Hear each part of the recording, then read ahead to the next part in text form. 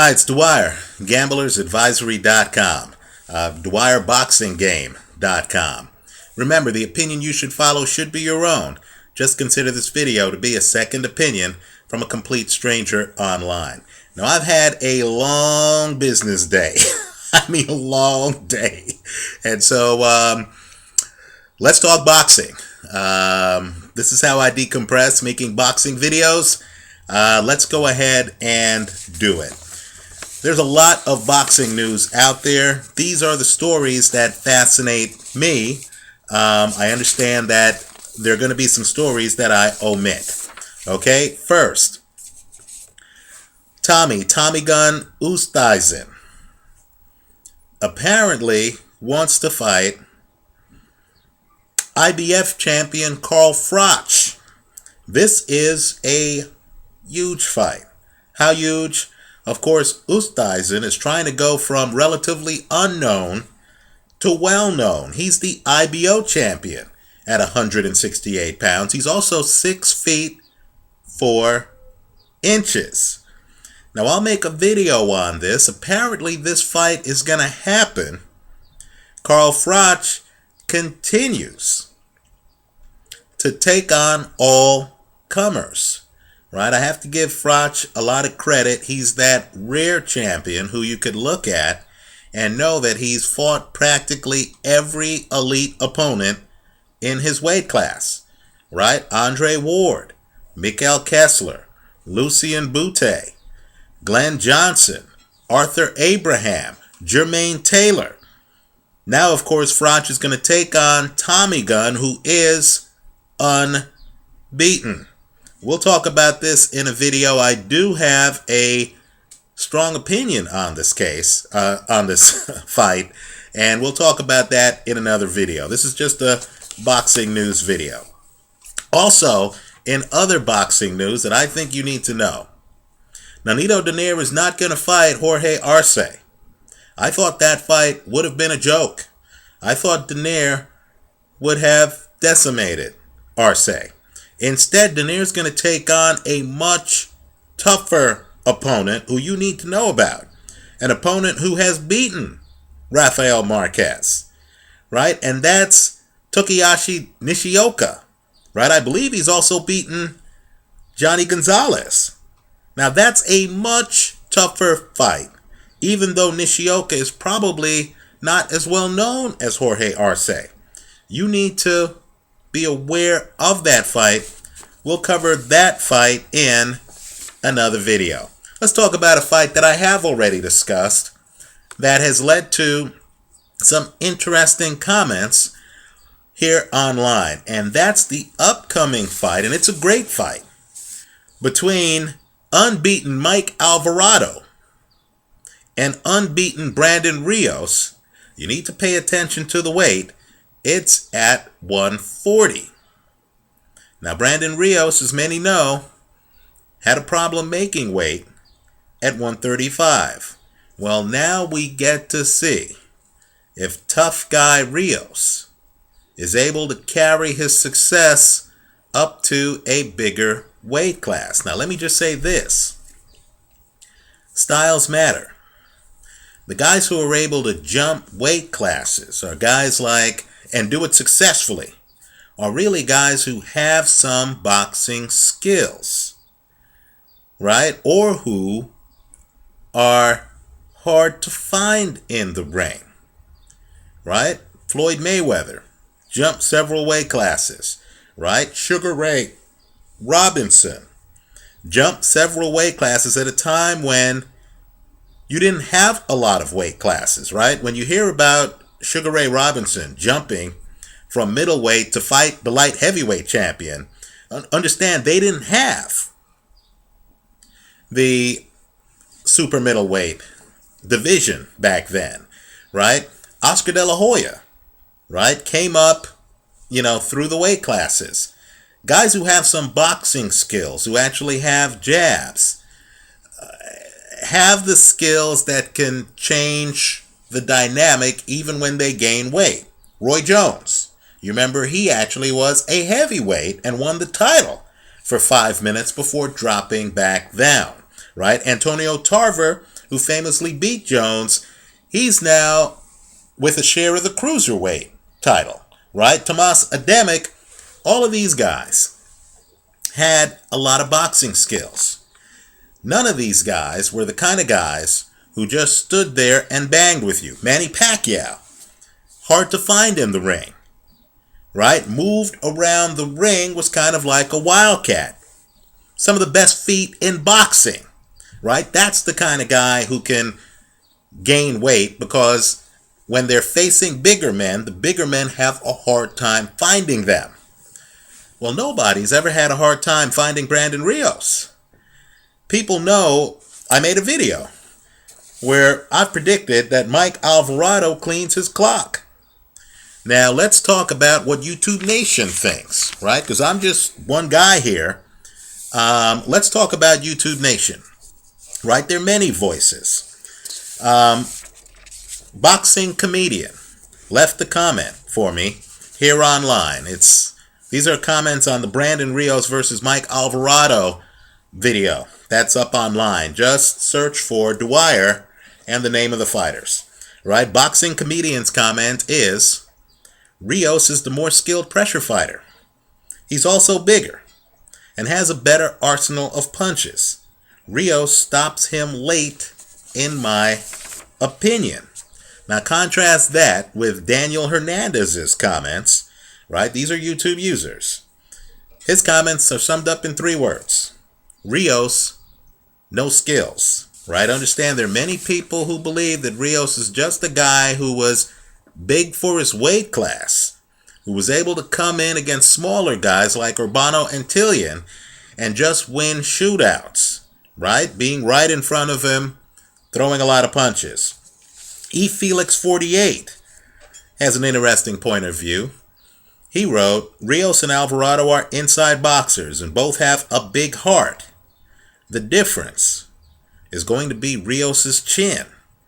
Also, this is going to be the first time Rios is not going to come in so weak by cutting weight gains. Maurian Abril, he did not look healthy. I do think the weight is going to make the difference. I love Mike's style and heart, but I have to go with Rios, not betting on this fight. Also, I have Ms. X Academic. She has left a comment here. She writes, gamblers need to have their own sports show like ESPN because they offer the best analysis. Rios is overrated and I don't think his power can carry at 140. But Rios may have been weaker if he was trying to cut weight, which he has. This will be a good fight and both guys have the styles that even if they lose, they win. Let me just say, put me down in the camp of those people who are skeptics on whether Rios is going to have the power at 140. He is a huge puncher at 135. He has only gone the distance once since 2008. He typically stops guys. But the problem I have is Brandon Rios is a guy who you can find in the ring, right? He's been bullying around smaller men. When he gets in the ring with bigger men and they're able to find him, and there's no elusiveness in his game, right? He's not like Manny Pacquiao, hard to find, right? He's not moving around the ring too fast for you to catch up. No, he's right in front of you. I believe he's going to learn the hard reality that weight classes matter in boxing, right? You can't gain weight, hop in the ring with a hard puncher at 140, a guy who's big himself for 140, Mike Alvarado, and expect to bully him around. Not only that, I think we're overlooking Mike Alvarado's skills. I believe Mike Alvarado throws shorter punches than Brandon Rios, and quite frankly, I think Mike Alvarado is actually pretty slick. I believe he rolls his shoulders, he's able to stand in front of you, he can fight inside. He actually has a lot of skills in my opinion. So I think Alvarado is going to use Rios as a stepping stone. We'll all find out in a few weeks. Okay? Let me also say this too. Moving along to the next story. I've been having an ongoing dialogue with YouTube Nation on whether there's any big money in boxing, right? People know my thesis. The top guys get paid, right? Manny Pacquiao, Floyd Mayweather, the Klitschko brothers, David Haye, all of those guys have gotten paid. No question about it. I'm not saying those guys are starving, right? But what I am saying is people need to understand there is a huge gap between those guys and everyone else. Now along comes this story. Vitaly Klitschko's next opponent, Manuel Charr, is 21-0. Right? If you're a fighter, this is the kind of record you dream about having after 21 fights. Right? You can't do better than this. Not only that, this record has gotten Charr exactly to the point where he wants to be. Fighting for the heavyweight championship against a credible long-time heavyweight champion in a high-profile fight. Right? So this is exactly where he wants to be. Many would want to be in his place. David Haye, for example, has been calling out Vitaly Klitschko. Right? So Manuel Charr has positioned himself perfectly. Certainly, if you believe there's big money in boxing, this guy would have a few dollars in his bank account. Right? This guy would be living big, because if a guy who's 21-0, who's in line to fight the heavyweight champ, is not living big, then just imagine the guys who aren't 21-0, who have a few losses, who are struggling to get ranked, who aren't even in the area code yet of having a shot at the heavyweight champ. Well, of course, what we're finding out from a great source, Manuel Charr himself, is that he's broke. Right? What I want you to do is, I want you to just Google Manuel Charr. You'll see that it's being reported that he literally is broke. Doesn't have any money in his bank account. Now that could change. He could have millions of dollars if he's able to beat Vitaly Klitschko. Right? This time next year, he could have millions of dollars in the bank account. But just understand the risks these fighters are taking, not just physically, in terms of injury. Right? Boxers, some, there's a syndrome in medicine called punch-drunk syndrome. You have a lot of great fighters who have slurred speech. Right? You have some who have died prematurely. Right? In addition to those issues, and I haven't even gotten to, the detached retinas in the sport. Understand, even a champion like Abner Maris has had a detached retina. Right? The cataracts in the sport. The blurred vision in the sport. Larry Holmes, great fighter, once fought a fight wearing a contact lens. That's how bad his vision was. Joe Frazier, admitted shortly before his death that he was practically blind in one eye.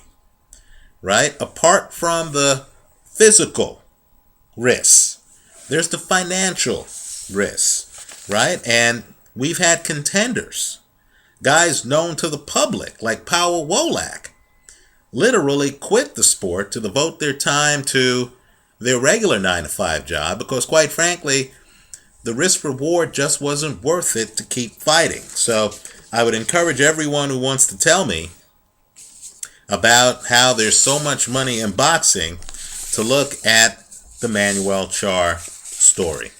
All right, well, that's all I have for today. Let me know your stories. Let me know what you want to talk about, right?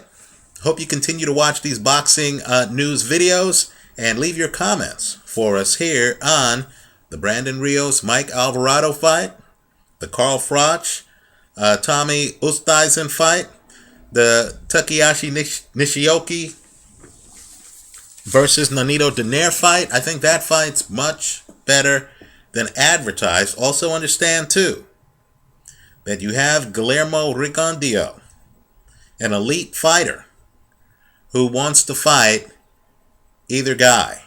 So a lot's happening down around that weight class. Let me leave with this. Let me leave you with this.